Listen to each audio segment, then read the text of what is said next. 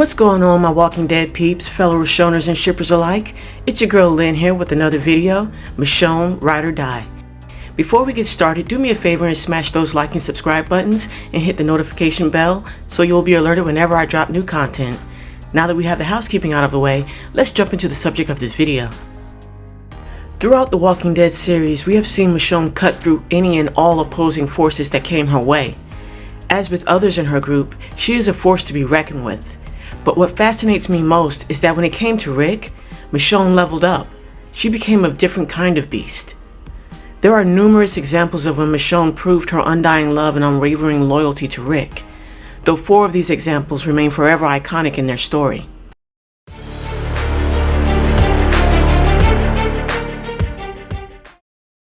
Philip, aka the Governor, is without a doubt one of the best villains The Walking Dead has ever seen in both the source material and the TV series.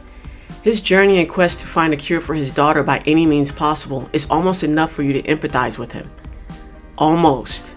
The Governor had a way about him, a seductive power that seemed to either blind you or subdue you. What the hell you call me? Hey, where are we? Back in the schoolyard. Well, you wanna take his lunch money while you're at it? Sorry, Governor. Though neither would work with a sword-wielding Michonne, one of her superpowers has always been the gift of discernment when it came to a person's true character. Oh, you want to tell the truth? Yes. And you have nothing to hide. Nothing. Put the knife on the table.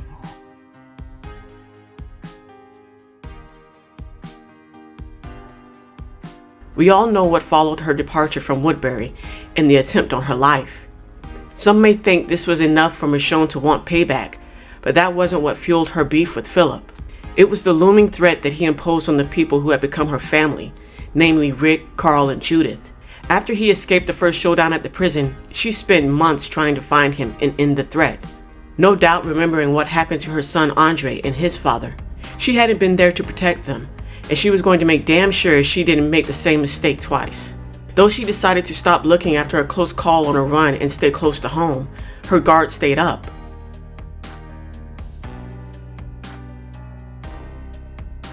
Michonne, I want you to know.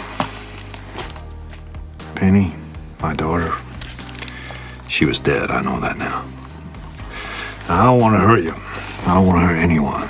I need the prison, that's it. There are people I need to keep alive. You two are going to help me take it. No one needs to die. I'm gonna kill you. No, you won't.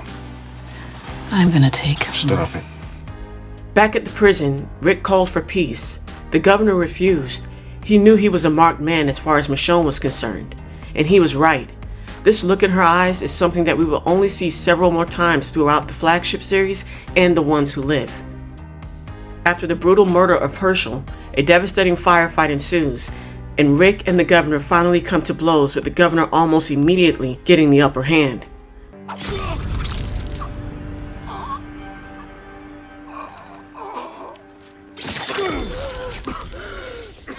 Michonne literally snatched Rick from the chokehold of death and makes good on her promise to the Governor.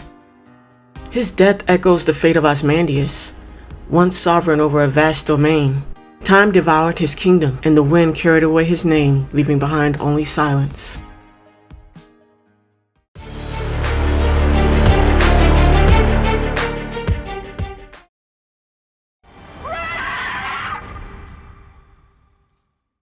I found him.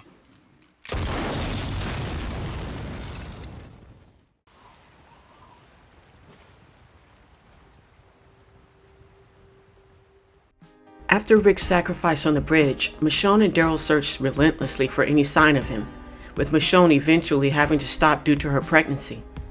6 years would pass, but she never stopped believing that he was still out there somewhere. I haven't given up. And I never will. The first episode of The Ones Who Live enlightens us as to what happened to Rick, rescued and then captured by the CRM, courtesy of Jadis. We sat as witnesses to the tribulation that Rick suffered through, trying to escape and get back home to Michonne and his daughter. This is hell. This is hell.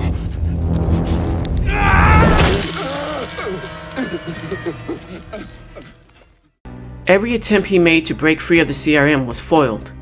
Okafor recognized Rick as an A letter that had been present when it came to Rick and his group going back to season 4. A's were leaders who were seen as threats to the Civic Republic, people who could turn the tide and have multitudes follow them. Though Okafor's plans to change the CRM for the better from within were admirable, he was instrumental in Rick's captivity. He made the case that he killed his own wife and others for the greater good in an effort to get Rick to understand what he thought was the bigger picture. Just let me go. No. This is you getting in. This is the start of your path to the higher echelons of power. I don't want power. That's the thing. You already have it. A year before Rick's final submission to his fate, we also see what happened with Michonne. I said before in part 2 of The Making of Michonne that I am a believer that we don't meet people by accident. Virgil was a seemingly unimportant character who crossed paths with Luke inside of a library during the Whisperer War. He was a troubled soul who ended up being the catalyst to Rick and Michonne's reunion. Who the hell are you? He was trying to steal a sail and then probably also a boat. Let me go! Where did you come from? Let me go! Don't touch me! I swear to God, I'm not gonna ask you again. I'm just trying to get home. I don't want to cause any trouble. I just want to get back to my family. It's ironic that Virgil was a man who was desperate to get back home to his family, and ultimately, he's one of the reasons Rick got back to his. She leaves with him for his home on Bloodsworth Island, hoping to retrieve weapons to help in the fight against the Whisperers. But we all know what happened on the island. Virgil drugs her, and she envisions what her life would have been like had she never met Rick and the others first. Eventually, she and the others Virgil had locked up escaped, and Virgil later leads her to a boat that could carry her back home. But before she departs, she makes a startling discovery.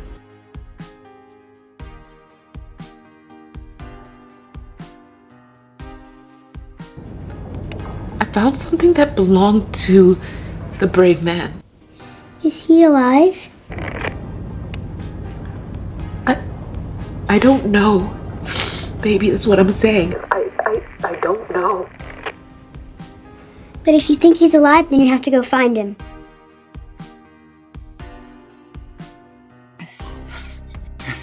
Can you help us? They'll leave without us. And you're gonna find him. I know it. Because I found him, you found us. Circles, you know? So let me get this straight. Rick blew up on a bridge and it's been years. Tread lightly, Nat. What he said. All right.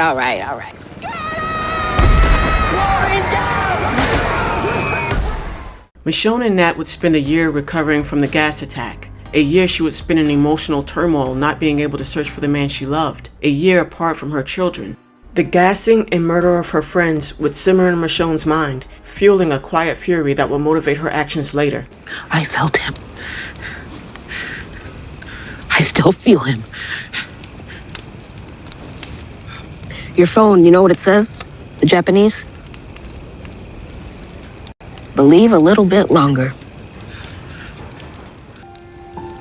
You can believe he's out there. That he's not gone. You can believe a little longer and still go home to your kids. With the decision to return home, it was as if fate itself stepped in and whispered, "Hold on, Michonne. You were on the right path all along. Your pain has run its course. Now let me carry you the rest of the way."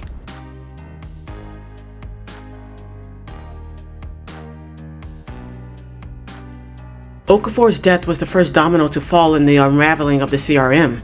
She hadn't known that Rick was on that helicopter, but her heart had.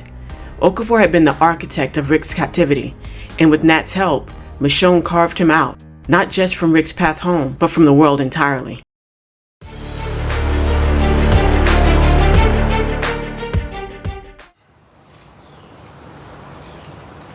Yours.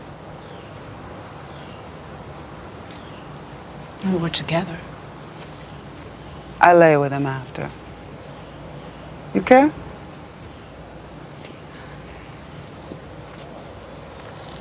We should get back to work.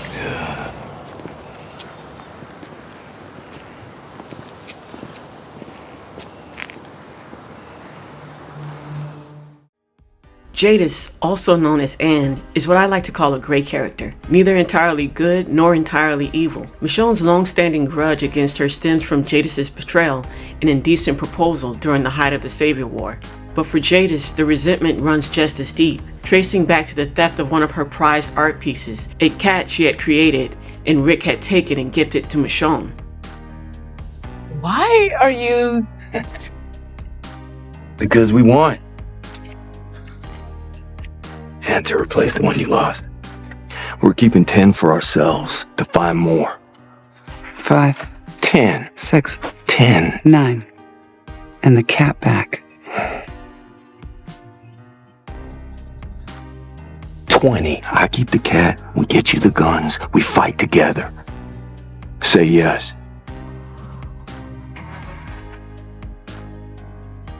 Yes. In The Ones Who Live, we see several moments where Jadis makes advances toward Rick, only to be firmly rejected. But I wonder if there isn't something else that's keeping you here. Again, I did save your life. Now you get to save hers. You're a hero with a shit haircut.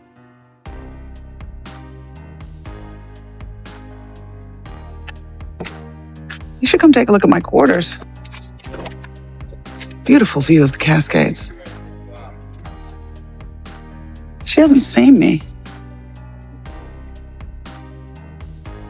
Oh, there it is. She saw me. His rejections are not only rooted in his love for Michonne, but also in his deep mistrust of Jadis and her morally compromised allegiance to the CRM. These interactions underscore Rick's emotional integrity and serve to highlight the contrast between his genuine connection with Michonne and the manipulative dynamics Jadis tries to impose. After an emotional confrontation with Rick and Michonne, she finally broke through his walls, reminding him of everything they had fought for and lost, and convincing him that trying to better the world by staying with the CRM wasn't the way, that they were better and stronger together, no matter what lay ahead. The couple heads home, only to be pursued by Jadis, who, like many other antagonists before her, failed to grasp the strength of their bond. Here's where her moral grayness becomes evident. Instead of killing them in their sleep, she chooses to explain herself, a fatal miscalculation on her part. While Rick still clung to the belief that there was good in Jadis by calling her by her real name, Anne, Michonne wasn't as forgiving. Not when it came to her man, to their family. It's the end of your story. Let that be your peace.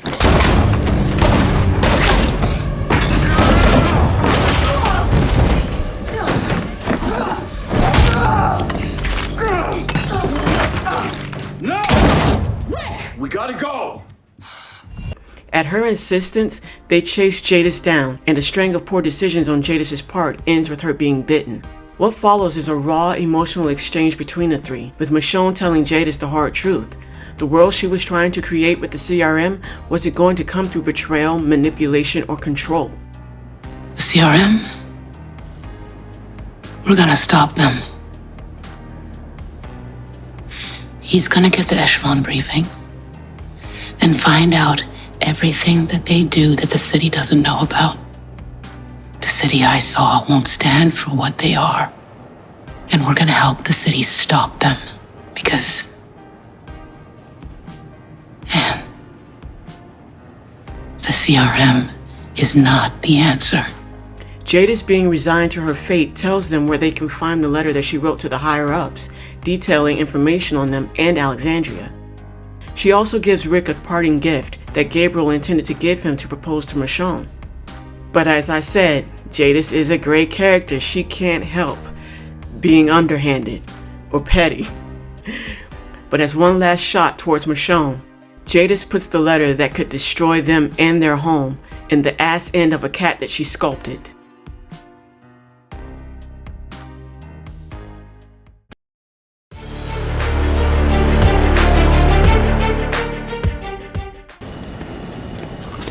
This is all I have left. The rest, the life before, it's all gone. This is all you have left to. The person you are trying to get back to. She's not gone. they're not gone. Thorn reminds me of a crab in a boiling pot, stuck beside you, and the moment you try to climb out, she reaches to drag you back down. When the outbreak hit, she was stranded in America with no way home. Resigned to die, she was found by Okafor, who fed her the same pitch he gave Rick. Unlike Rick, Thorn had no real reason to hope she'd ever see her loved ones again, but she knew there was a chance that Rick might, whether it was fear of losing the only real connection she had left in the CRM, or something more bitter like jealousy. One thing was clear. Thorn, like Rick, had found a way to die while still walking, clinging to a cause. The irony is, she couldn't bear to do it alone. Sergeant Major Grimes saved my life once. I would call him a friend, but friendship seems like something that doesn't exist out here. It's too light, too soft. It's my family now. My only family. So my question is, who are you?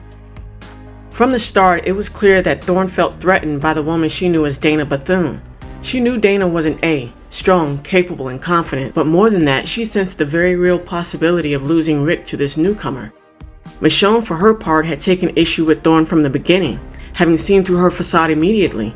To Michonne, Thorn was like a parasitic growth, something toxic that needed to be removed from Rick's life. And the idea that Thorn believed she understood Rick better than Michonne did, that was almost laughable. Thorn later comes to a devastating realization. She hadn't just been outmaneuvered by Michonne, but betrayed by Rick as well, and that was what truly broke her. It wasn't just about turning his back on the CRM, it was that she had trusted Rick. He was supposed to be her family. Driven by anger, she tracks them down and finds them just as they've set the stage for a massive explosion. You're going to turn around. You are going to go back inside. And you are going to undo whatever you did. The desperation in her eyes shows that she felt she was losing everything again. What follows is a brutal and emotionally charged clash between her and Michonne. And in the middle of all that, Thorn cries out the question that haunts her most. You were the one he was always trying to get to. How did you get to him? I didn't give up. I didn't give me up like you did. Michonne's response is pure and unwavering, the mark of someone who never stopped fighting. Because Michonne was never the kind to surrender to circumstance. She fights for love, for hope, for what she believes in. And that's what made all the difference. Just like she once said, she fought for every minute of every day, for Rick, for their life, for the chance to find him again. That's who she is. That's who she always had been. With Thorn's death, the last living link Rick had to the CRM was severed. And it was Michonne, his constant, his compass, who struck every obstacle in Rick's way down with her own hands. Not out of vengeance, but out of necessity, out of love. With each blow, she carved a path forward, one that led away from control and silence, and back toward freedom and truth.